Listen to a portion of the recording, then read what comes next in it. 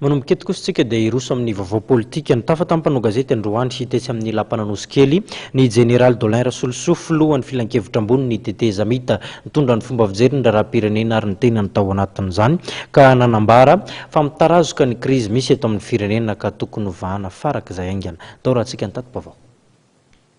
Ny efa taona mitarozoan'ny krizy ny filohan'ny filan-kevitra ambony TT Zamita ny général Dolin Rasolosou nandritra ny tafafohy izay nataon'ny tampanao gazety Androany tetsy amin'ny lapananosikely manohana ny firosoana amin'ny fifidianana ity filohan'ny androm-panjakana ity. Ny eritreretra moa dia toy ny eritreretry ny besin'ny maro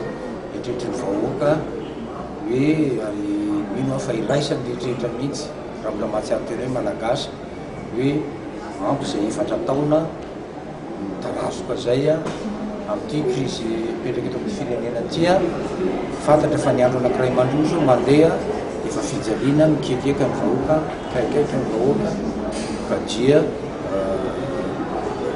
hamaranana zany ty izy ty no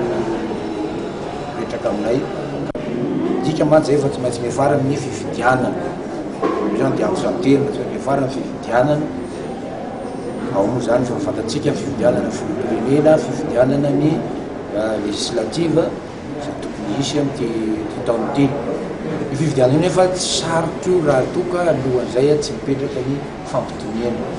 Mikasika ny fivoriana tsaram-potoana na tsy ao anivon'ny parlemanta roa dia nilaza amin'ny filohan'ny CST fa tsy miankina amin'ity androm-panjakana ity nisian'izany ary nampatsiahiviny fa anisan'ny lalàna mbola tokony asipandiniana ny momba ny tombontsoan'ny filoham-panjakana teo aloha. Eritreretro raha toka isy io moa tsy miankina aminay fa miankina amin'ny mpananateraka exécutif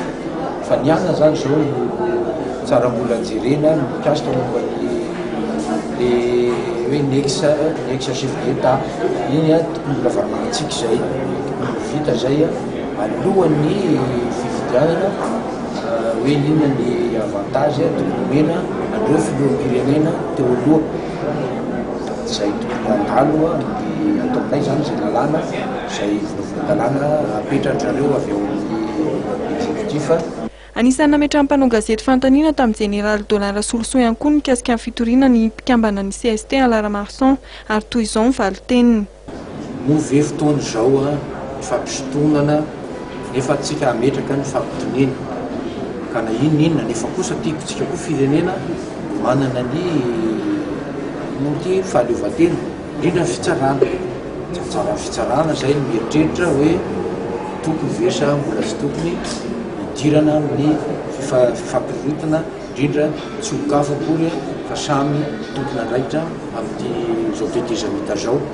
Io maraina io no nandray ny sekretera-panatanteraka eo anivon'ny fitoerana misahana amin'ny fanaraha-maso ny asam-panjakana eto Afrika ny général Dolin Rasolosou. Araka ny taritra izay nataony dia mifantoka tamin'ny fanomanana ny fionana iraisam-pirenena momba ny asam-panjakana izay ho tanterahana eto amintsika ny 20 febroary avy izao ny dian'ity tompon'andraikitra ao anatin'ny fitoeram-panaraha-maso ny asam-panjakana eto Afrika ity eto amintsika.